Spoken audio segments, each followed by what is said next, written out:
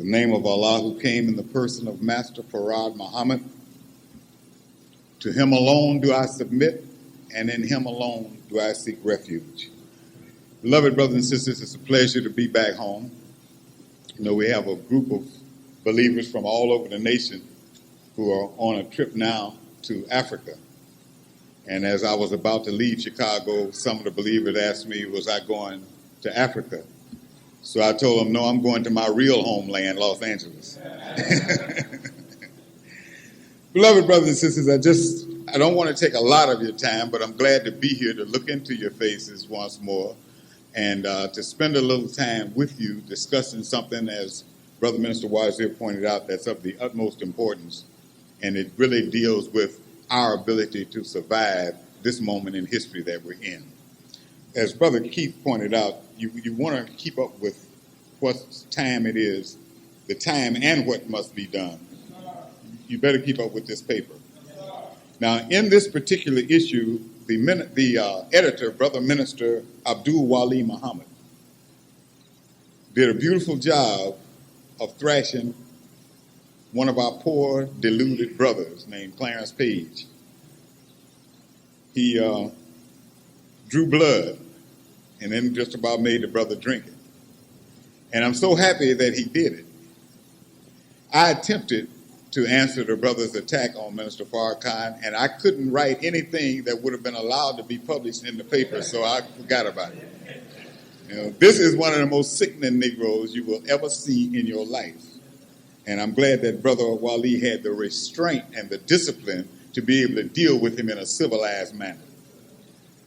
This fellow wrote a column about the whole Clarence Thomas thing. And the reason I want to deal with what I want to deal with tonight is because he is too dumb to have originated what was in his column. What was in his column were words placed in his mouth by somebody who had a deeper understanding of history and time than he ever will have. This is a chump who got his job. He was married to a woman who was an excellent journalist, but as what white folks call very controversial. And she died mysteriously and was supposed to have committed suicide. And strangely enough, him with no background winds up with her job. So, you know, just kind of give you an idea on his background. But in his attempt to slander Minister Farrakhan, the basis he attacked was Yakub's history. Is there anybody in here who is not familiar with Yakub's history? Very good. We'll save a lot of time. All right, we'll have somebody to familiarize you with it later, because if I started that, then we'd say 5 o'clock prayer together in the morning. On top of what I've got to put before you, but what I've got to put before you tonight is dealing with Yakub's history, because that's where they attack. See, wherever the enemy attacks, that's where you put your hardest defense. So we see where they're coming. And all of us need to be fortified for that attack. He didn't attack it from a scholarly standpoint. He used an old thing that Mark Twain and a lot of other folks used to talk about. All your great philosophers will tell you, if you ever run, or your great debaters, if you ever run up against an argument and you don't have the facts to defeat it, the best thing to do is ridicule it. Best thing you can do is ridicule it. You can't answer it, you can't defeat it, so you try to ridicule it. This is what he did. Calls the Yakub's history poppycock. Now, I show you that didn't come. Don't know you ever heard a black man say poppycock? I mean, just stop and think about that. Ain't nowhere that nigga could have been raised that poppycock would have been in his vocabulary. So he gave away his source, who was pulling the strings behind the scenes, you know. But it alerted us to what we really need to understand. If you have a shallow understanding of Yakub's history, he can shake your belief in it, because you'll start wondering, well, it does sound strange compared to what I have heard. Maybe it's not true. Well, tonight we're going to do something a little bit different. You got all of these folks out there telling you you need to learn your Afro-American history. If they knew history, they wouldn't call it Afro or American. But they tell you, oh yeah, you got to learn black history. I agree, you got to learn black history if you understand what black history is. The definition of black history that I got from the Honorable Elijah Muhammad is not something to teach you to wear dashikis and Egyptian robes and all that kind of crazy stuff. But he said black history is that history which does for black people what white history has done for white people. Now, whatever history that is that you learn that will raise you to the top of civilization, that's black history. If it don't lift you up, that ain't black history. That's somebody else's history because it's not lifting you up. When you study what the African Americans call black history, what do you study? That's right. How to be a better slave. How to be made into a slave. You study about how white folks conquered us and brought us over here in chains. Well, we study about the great Mali and Sangha. Yeah, you learn how black folks built something up and let white folks come in and take it away from them. That's the black history that they want to teach you. No. We want to, the Honorable Elijah Muhammad said, study the successful man. Who's successful today? White folks. Well, then let's study some white history tonight.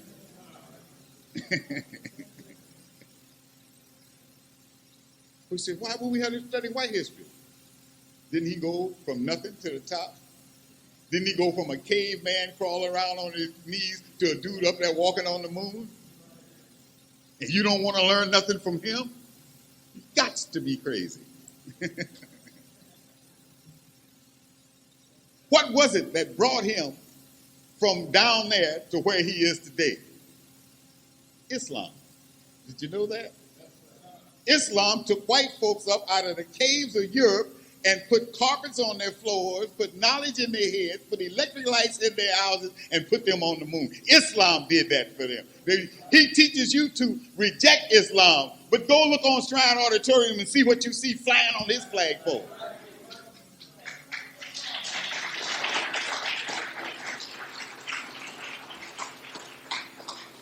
Sure, he wants you to reject it because he's afraid it might do for you what it did for him. He doesn't reject it. Can a president sit in the White House? I don't care how many votes he gets. He can't go and sit in the Oval Office until he gets his 33rd degree of masonry where they learn the name Allah and learn to say Assalamu alaikum. They're not allowed to. They lied and said a Catholic couldn't be a Mason. John Kennedy couldn't have sat in the White House without being a Mason. Because that's where they learn Islam. They teach black Masons the symbolism, teach white Masons what it means. Yakub's history. Why did we learn that? Why is it that everybody that comes into the Nation of Islam gets a thorough teaching on the details of Yakub's history? So we'll know how to make white folks. We don't want to do it no more. Why should I learn your recipe for a cake if I ain't going to never bake? There must be something else in it that I'm trying to learn. There must be, if I'm never going to bake a cake, and yet it's important that I learn the recipe for making a cake, then there must be something else I'm going to do that recipe is going to see me through. So since we never intend to make another, do y'all intend to make any? Well, we get rid of this one. I'd fight somebody trying to get me to make one. But why do we study Yakub's history? I'll tell you very simply, and I'll tell you how I found out. As Brother Minister Wazir pointed out, I was the minister of this mosque at one time. And you always have, in everybody, you always got some naysayers, hypocrites, disbelievers, troublemakers, just Negroes. You know how it takes a few generations to get nigga out of us. So somebody who didn't like something about me, whatever it was, they began to murmur. I was living in San Fernando, about 35 miles from here, but oh no, they had to science it up. Since Yakub was born 20 miles outside of the holy city of Mecca, I lived 20 miles from the mosque. And I got a big head. Yakub was a big head scientist, right? All right. So they got this thing seething all through the body here. So it got to me. So I went running to the Honorable Elijah Muhammad and I poured out my heart to him. Oh, they calling me Yakub, and I explained all of the signs of what. When I got through, he said, brother, That's a good name. I'm Yakub. That's what he told me. He said, I am Yakub. All right, then the next time I picked up Yakub's history, I'm looking at it a different way now. See, Yakub is my leader and my teacher. That's why we're learning what that Yakub did back then. Yakub had a teaching that took a people from nothing, that were invisible, that were hidden in another people, and put them on top of civilization. Well, how did he do that? We need to know that, since that's where we want to go. So what did he use? Look at Yakub.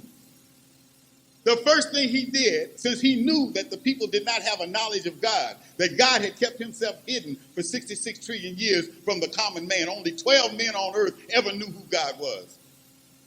He knew he could challenge them, where is your God? Who is that mystery God? It's the first thing he approached them with. He knew they couldn't produce the God. They said, well, God's the one that put the sun up, and God's the one that put the moon up, and God's the one that made the stars. Yakub said, yeah, but what's he done lately? And they couldn't produce him. God purposely hid himself for all that time. He had to hide himself because there was another ruler coming into existence, and if God had continued to be the ruler, he would never be able to let this man take over. So he had to stay away and let this man be made and put into rulership and not interfere with it for 6,000 years. So Yakub, knowing that the people could not produce the God, that they did not have an understanding of the God, challenged them on their God. They couldn't handle it, so he could make them abandon it. Then we're taught that Yakub taught Islam on a luxury basis. Is that right? And then the third thing was that he told them, if you follow me, these people that you feel have mistreated you and that you're dissatisfied with, I will put you in a position to rule them. That was his 3-point program. Is that correct? All right. Those of you who sat up and took notice that this man, Louis Farrakhan, was running through teaching, you say, well, what's he teaching? Somebody say black nationalism. You say, well, I want to hear him for myself. Then when you heard the man, he wasn't into no black nationalism. You heard this man teaching about God.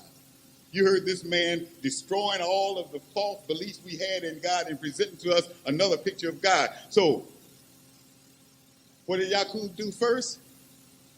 Challenge that mystery God, didn't he? Is Minister Farrakhan challenging the mystery God? Tell me about it.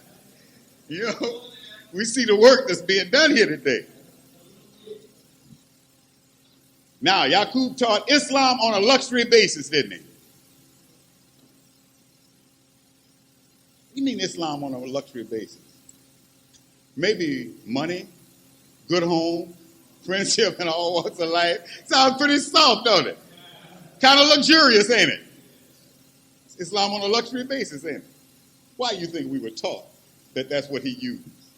And now today, here we are doing the same thing. Destroy the mystery God that the people are believing in. Teach Islam on a luxury basis. And then show the people how to do what? Become the rulers. Isn't that where we're headed? Aren't we looking to the time when we rise back to the top, never to fall again, that we will rule everybody on the planet? Study Yakub's history. There's a methodology in there. We got to learn his methodology because he did what we're trying to do. Now, you may say, well, do we want to make another devil? That's what he did. All right.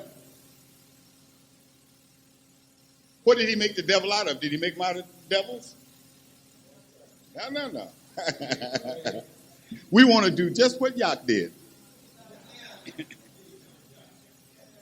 Yakub found his people completely hidden in another people.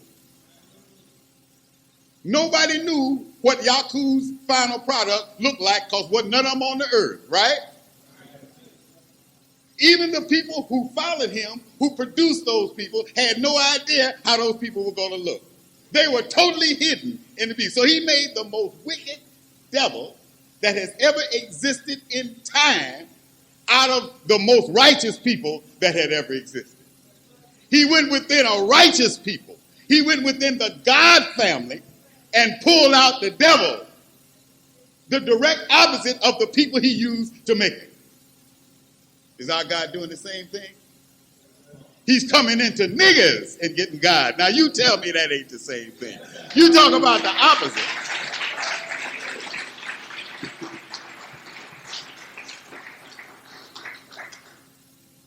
You get God out of a Negro, you have taken an opposite out of something.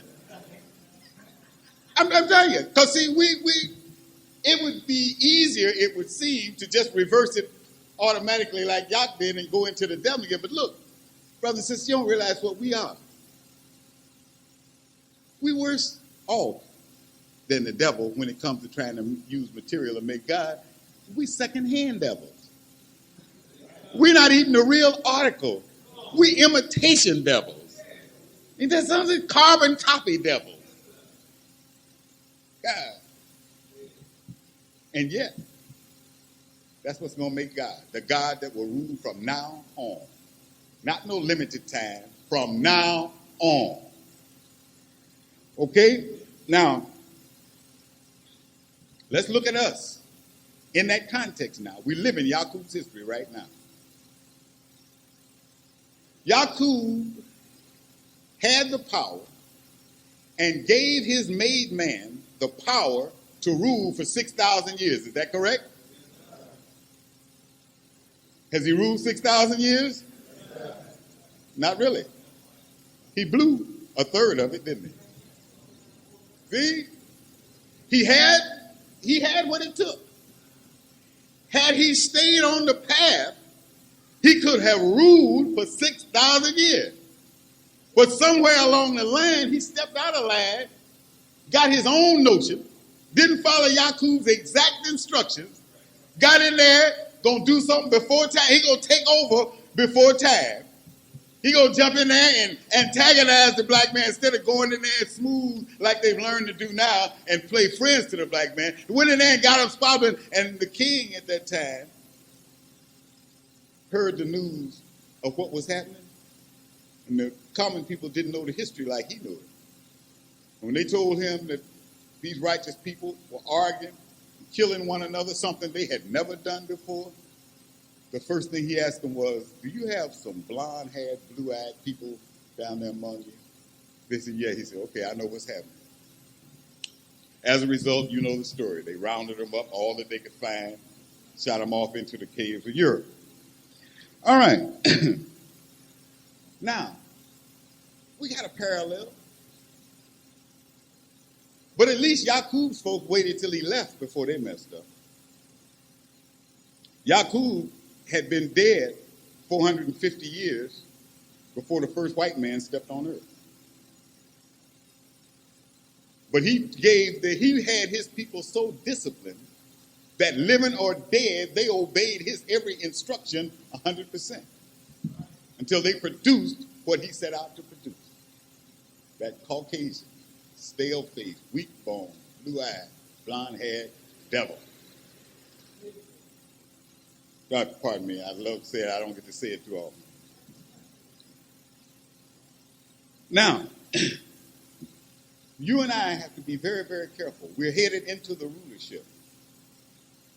But in the presence of the Honorable Elijah Muhammad, we did some things that caused him to have to move out of the way and let this nation crash. Okay? We almost blew it. But Allah is merciful.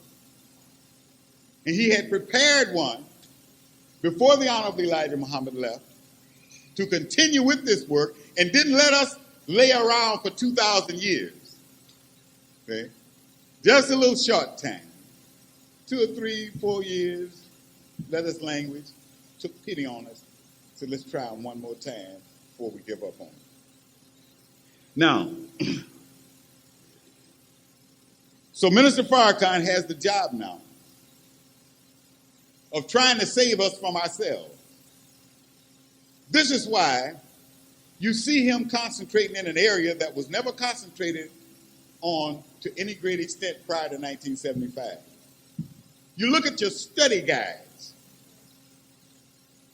Ain't none of them telling how to develop a corporation or how to develop a neighborhood. What is it telling you how to develop? Self. See? Every individual, every tug got to sit on its own bottom. That's our only protection. There's not going to be mass protection without individuals within the mass having what's necessary to protect themselves. Because when the attack came on the nation, it did not come en masse. It came into the minds of everybody who said they were believers. And it hit them in such a way that they didn't even do the one thing that would have saved some of them. They didn't communicate with each other because each one was ashamed of what was in their minds. Each one was ashamed to talk it over with his brother or with her sister. Each one was ashamed to admit that it was there, so it lay there and festered and grew and didn't know that the very brother, the very sister that you wouldn't talk to had theirs festering too. And had you communicated, y'all could have killed it together. But neither of us had confidence in ourselves to be able to bear our souls to our brothers and sisters. This time, we should learn a lesson. With Minister Farrakhan having pulled, not put anything into us, but pulled out of us that which needed to surface, our weak spots as well as our strengths, so that we get rid of this false shame and this all of that crap, so that, look, man, I'm feeling bad. I'm thinking so-and-so. I'm thinking of evil thoughts about my brother. I'm thinking evil thoughts about the minister. I'm thinking evil thoughts about God. Man, say it. Y'all can wrestle it out. We, as I've said many times, are the only mental patients on earth that have to be each other's psychiatrists. But we got to do that. We have got to do that. Okay. Now, we are dealing now not with replacing the mystery God with another mystery. But we're talking about getting back to the real God. And as the Honorable Elijah Muhammad pointed out, most people believe God is other than a man. I hope that none of us are in that bag. But the reason that I'm saying what I'm saying tonight, and as somebody, one of the officers in Chicago mentioned to me the other day, said, you've been on this crusade for about a year. The reality of God. Every time you open your mouth, you all do that. Yeah. Because I see, when we stumbled and fell and went to almost the bottom of the bottomless pit in 1975, we gave all kinds of reasons. The Honorable Elijah Muhammad's domestic life, the push on the newspapers, the demand for charity, the hypocrisy of some of the labor. It was not none of that. Those are simple. That's just like somebody coming to you talking about, I'm sneezing and I got a fever and I got a headache, and here you're going to give them something for the headache, something for the fever. No, they got a cold. Treat the bottom line, and all of that will go away. It was had we believed, listen to me carefully, brothers and sisters, had we believed firmly, without any doubt, that Master Farad Muhammad was God in person, it wouldn't have made any difference about none of the rest of that crap. The only reason that could make us fall is we didn't believe that man was God. Because had we believed it, we say he can overcome the domestic life. He can overcome the hypocrisy. He can overcome the burden. He can overcome the economic hardship if we believed he was God. But we didn't believe it. That's why they could come at us with all these different things and tear us down. Those were just simple. The Honorable Elijah Muhammad says the Christians and most Muslims are alike in their belief in a true God. He said 99% of the Muslims believe that God is something other than a man. It be coming for us. So every time somebody stepped off the boat with big lips, dark skin, and hair a little bit kinky, man was watching us. But he was watching the wrong color. This man was wise enough to go, understand this now, went and got him a Caucasian woman.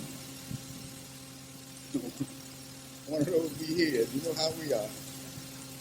Remember what I said? We chased all we could find over into the cave. But look at here. The way that Yakub came upon his thing was he learned a principle that honor like attract. then there's another process that completes it. She was one of the grafted people, but she never went into the cave. Her people, I'm talking about her ancestors, they never went down on all fours. They never cohabitated with the wild dogs as all these Caucasian ancestors did. See? So whereas she has the same nature as they have, she doesn't have the same history that they have. So we speak of her with respect, especially since she gave birth to our Savior. Now, so he did a thing that threw white folks off.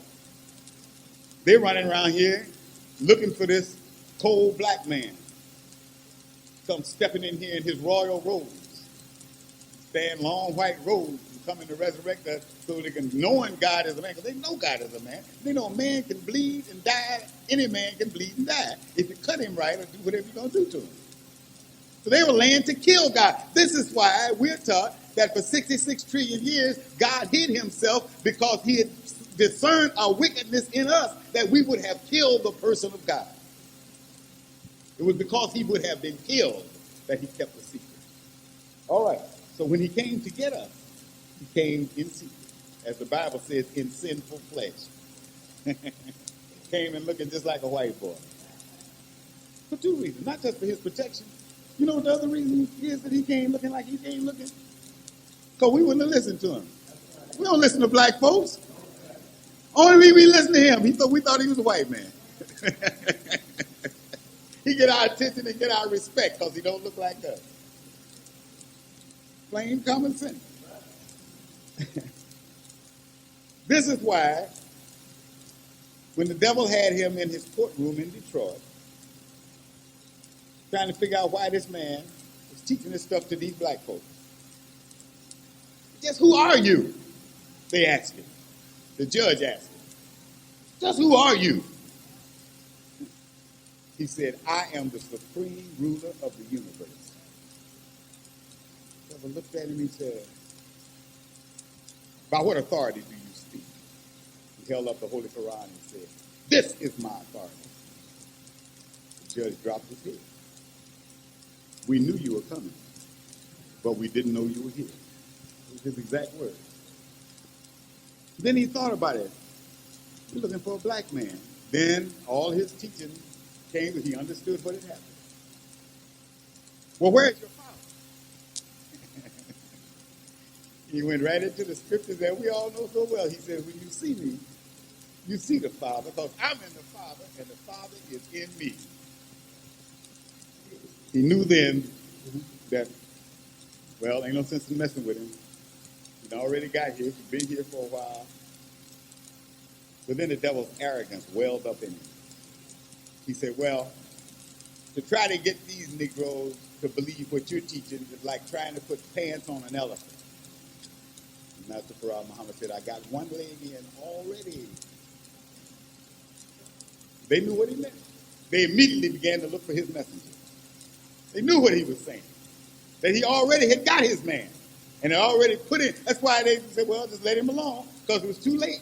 He had already done what he came to do. He had given spiritual birth to our Jesus.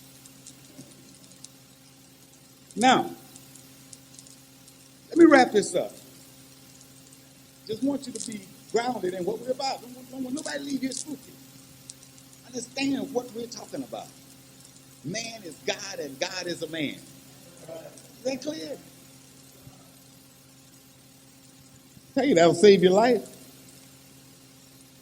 Now, Yakub was allowed to rule and is allowed to rule. As I say, he's physically dead, but he's ruling through his people. He is allowed to rule. He is the God of this world. And he's living mathematically. From the Creator, there's always been a God who ruled until another God came along whose knowledge was superior to that God, and that's when you had a change in the world. So when Yakub came along, his knowledge was superior to the one who was in rulership at that time. And that's why he was able to take over. But Yakub was so bad, brothers and sisters. The man was so heavy. His knowledge blossomed and made his people so tough till whereas they had been sending a superior being, a superior God, one superior to the one before, the only way one could be superior to Yakub, he had to be supreme. He couldn't come with just a little more than Yakub. Yakub had so much till this had to be somebody who had the total wisdom of the universe in his head in order to destroy Yakub's civilization. That's why you always have read and heard about people looking for the coming of God. But God has always been present. That's true. But they would say the coming of the supreme being. Why? You don't have a supreme being and then another supreme being. That's plain English. You have the comparative. Superior is comparative. That means better than the other one, right? Supreme is superlative. You can't handle two superlatives. Superlative is the end, the best. You can't go no further. Ain't going to be no more like it. So there's only one supreme being. And that's who the world was waiting for. And that's the one who came to us, Master Farad Muhammad. Now, are we ready for this change? Total change in rulership. Say, well, are the conditions right? Let me just tell you how right the conditions are. Do you know the only thing that ain't ready is us? Everything else is ready. You can even see the weather acting crazy. Insects, acting a fool. Animals doing things that are unnatural for them. Everything is restless and ready for a change but us. We want to rock on, let things go just like they've been going. But there will be a change whether we like it or not. As we're taught in Yakub's history, the reason he was able to bring about this change was because of the great dissatisfaction among the people with the rule of the righteous God. Look at this now. They were dissatisfied. The God of righteousness was ruling, but they had their different little dislikes. They were dissatisfied. And out of their dissatisfaction, generation and generation of dissatisfaction, they gave birth to one who would satisfy their dissatisfaction. Well, how many people were involved? 30% of the people. When 30% of the people became dissatisfied, that was enough power to cause the birth of Yakub, who would bring about the change in the world. 30%.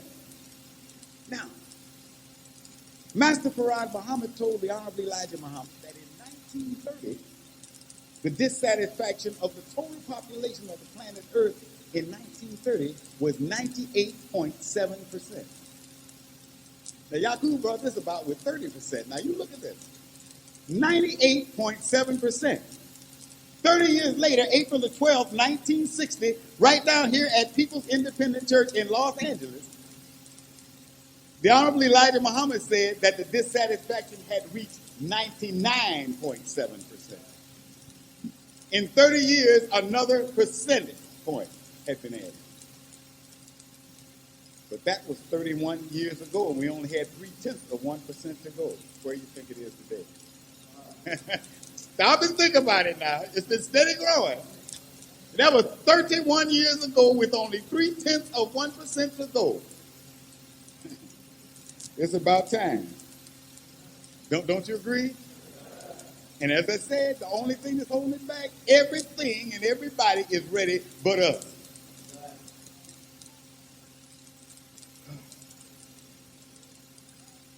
We have to be ready. What do we have to do? We have to make sure we're ready, individually and collectively. Now, all of the future gods, listen to me very carefully. This ruler, who is superior over all other rulers on the earth at any given time, everyone that exists from now on can trace his family back to the slave block of America. Ain't none going to be produced from nowhere else but from us, Mose, from us, Sapphire. Us. Not the Nigerians. I'm sorry, we love our brothers and sisters. Not from the Ghanaians, not from none of them. Those of us who came over here and underwent the necessary things that we had to go under in order to earn the rulership are the only ones that will ever rule. We have tried everybody else. You check the history. Since the black man last ruled, the brown man, the red man, the yellow man ruled, then we made a white man and let him rule. Now everybody else has ruled and they couldn't handle it. Now we're going to take it back and keep it.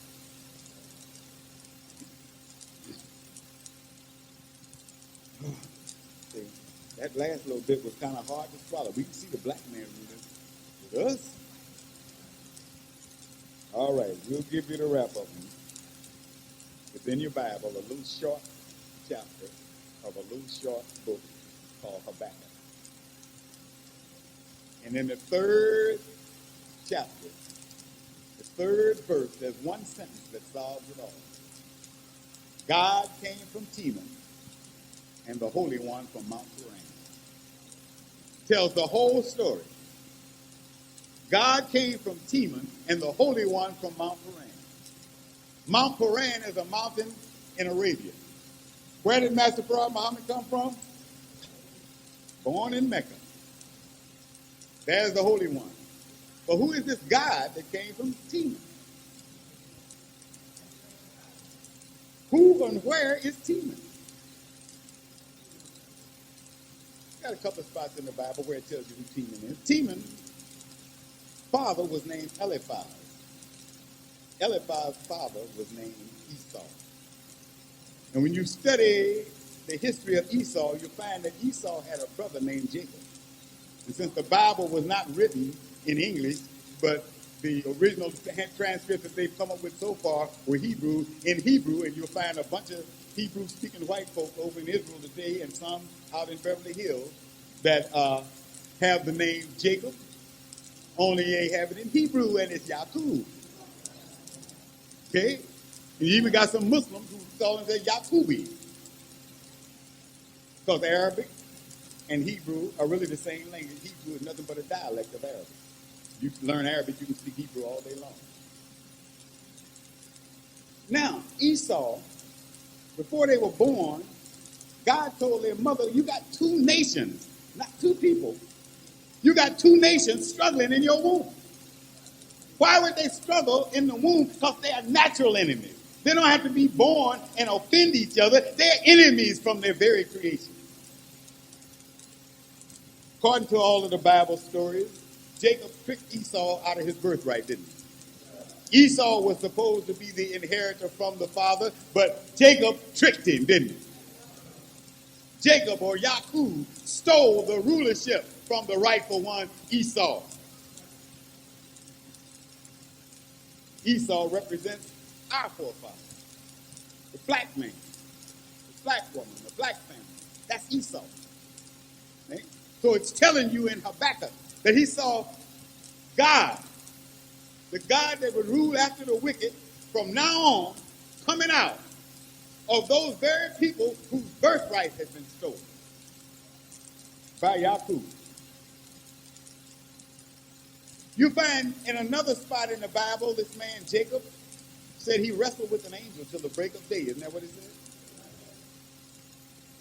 See? Changed his name to Israel. It's a planner, one who takes over another person's property. Said Jacob wrestled with the angel till the break of day. I ain't going to let you go till you bless me. And said he did prevail. And said at the break of day, he threw the hollow of the angel's thigh out of joint. Isn't that what it says?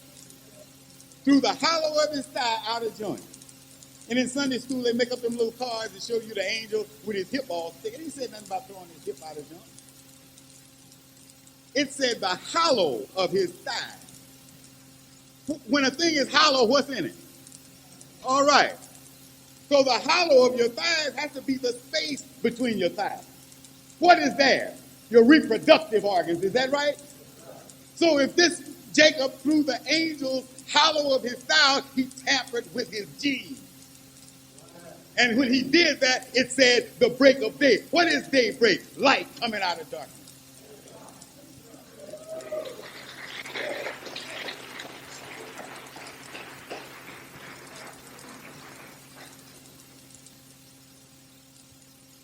So there you have it. This Holy One had to come from Mount Paran, but God was coming from Teman. Well, who was the Holy One? Elijah Mama said, you're talking about two guys. That's what you're talking about. His exact words in the newspaper article, I'm not sure whether they reprinted it like that in the message to the black man, because that's where the article was taken from, but in the original article, he said two gods are here spoken of. God and the Holy One. Two gods. Why? One has to come to make the other. Just like a father gives birth to a son. He had to come and raise up the one who would produce God from now on in this ex-slave body. All praise is due to Allah. Now, look at this very carefully. Some folks I've heard recently, and this is one of the things that worried me and told me I better begin to talk about this. Try to defend white folks on the basis of the mother of Master Farad Muhammad. Let me tell you something. There's no defense for white folks, and only a fool will try to defend them. You see God coming after somebody, you let them defend themselves. If you come after my mama, she got to vote for self. I'm telling you straight, it's like it is. I'm not getting God's way for nobody. That's crazy. You can't win. Why lose? No. No. Let me tell you something.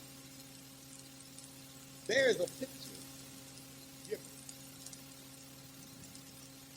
of Master Farad Muhammad in the story of Jesus. Did you ever notice that when Jesus was in the temple one time, they told him his mother and his brothers and sisters were looking at him? No, not me. My brothers and sisters ain't here. They're not out there. Well, why not? They were his mother's children. These in here, what was the difference between them?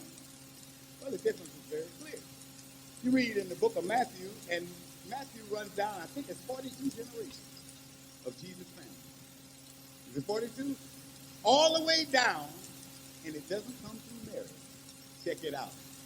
Mary's family, there's not a member of Mary's family nowhere in the genealogy showing the people that Jesus went to. All of the people that Jesus said to go to were people who could trace their lineage back to Abraham, back to David, back to Jesse, back to Noah, back to Adam. All of those people. You don't find Mary's people nowhere in that lineage, right? It goes all the way down to Joseph and then to Jesus, which blew that whole thing that they tell you about Joseph wasn't Jesus' daddy. Book said he was the son of David, the seed of Jesse, and Joseph descended from Jesse and David, and Mary didn't. So if he was the seed of David and Jesse, then he had to be the seed of Joseph. But now why did he deny these people who were out there, his mother who gave birth to him, and her children? That was a prophetic picture. He did not come to save his mother's people. He came only to save his father's people. Listen to me. Let it sink in now. And then go read your Bible. He never came to save his mother's people. He only came to save his father's people. Do we have a similar thing with Master Farad Muhammad? Does he prove that he's only interested in one people, besides the fact that he said that he would kill all the nations for us and die himself? Yeah. In the problem book, it refers repeatedly to Master Farad Muhammad's uncle. Is that right? How many of you in here got uncles? Raise your hand. Got uncles. Okay. Anybody in here whose uncle is related by blood to his mother and his father? Your uncle can only be related to one parent, right? They're either your uncle on your father's side or your uncle on your mother's side, but they can't be on both sides. So he makes it very clear that he's talking about his uncle, somebody who's related to one of his parents and has no relation to the other. He came to save his father's people. He didn't come to save his mother's people. Praise be to Allah. Got to make all of that clear because we're in a critical time today, and people are making some funny moves today. Make sure you don't make one of the funny ones. Now, I'm going to leave you with something. And it's the proper spot to leave, because if I said anything after it, you're not going to hear it anyway. You know how somebody pop a firecracker in your ear? It takes a little while. Folks can talk to you all day long, you ain't going to hear nothing because your ears are still ringing. We've dealt with the reality of God, the humanness of God. We've dealt with the continuation of the lineage of God. Now, it had, when God came in the person of Master Farad Muhammad to give birth to the God coming from Tina. That is a generation in itself. Well, what happened? You can't break the line. If he gave birth to him, he got to give birth to somebody else. And then he's going to give birth to somebody else. And this thing going to continue from now on. It has already started. It ain't going to be no thing where we're going to get to the after. And all of a sudden, the God is going to rise up. He's already here. The first begotten of the dead was the Honorable Elijah Muhammad. The first, but not the last. And as you pass your physical seed from generation to generation, you can look down 20, 30 generations, you still there. So it is spiritually. I never saw Master Farad Muhammad. Many of you never saw the Honorable Elijah Muhammad. There'll be those come along who never saw the Honorable Louis Farrakhan. And on down the line, so forth and so on. But since God is no longer a secret, none of these will ever be hidden. Never again will God be hidden. But it's a sad thing if we don't hurry up